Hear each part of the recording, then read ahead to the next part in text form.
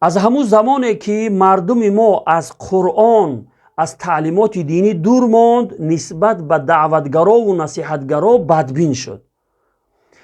در قرآن خداوند صفت یک مرد و زن مسلمان را چنین بیان میکنه که والمؤمنون والمؤمنات بعضهم اولیاء بعض یأمرون بالمعروف و ینهون عن المنکر. یعنی مردان و زنان مؤمن دوست و یاوری همدیگر هستند، یکدیگرشون به کار خوب امر میکنن، یعنی نصیحت میکنن یکدیگرشون و یکدیگرشون از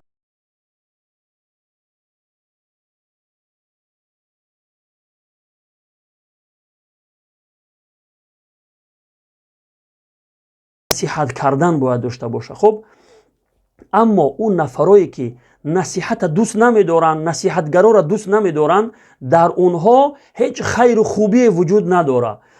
حضرت عمر رضی الله عنه میفرماید هیچ خیر و خوبی نیست در او قوم و ملتی که نصیحت نباشه و هیچ خیر و خوبی نیست در او قوم و ملتی که نصیحت و نصیحتگرا را دوست نداره.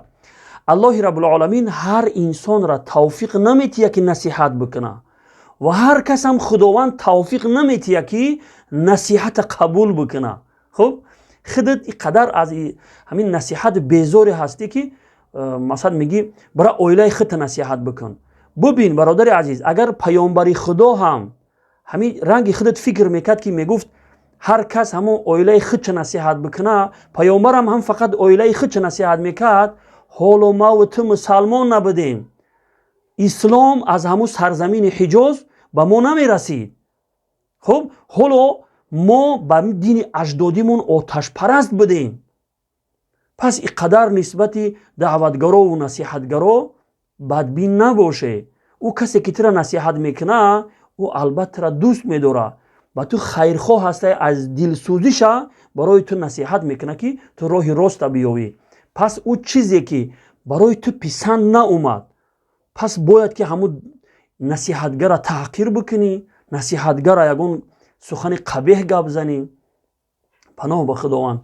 از این بترس که پیامبر خدا صلی الله علیه و سلم میفرماید بدترین سخن در نزد پروردگار ایه که برای انسان گفته شود که از الله بترس و او در جوابت بگه که کاری خودت بکن. عیناً همین صفتها را در مسلمانهای امروز دیده می شود. می بینیم که مسلمان را نصیحتش میکنی میگی ملا کاری خودت بین. این بدترین سخنی هسته که انسان به زبان می آوره.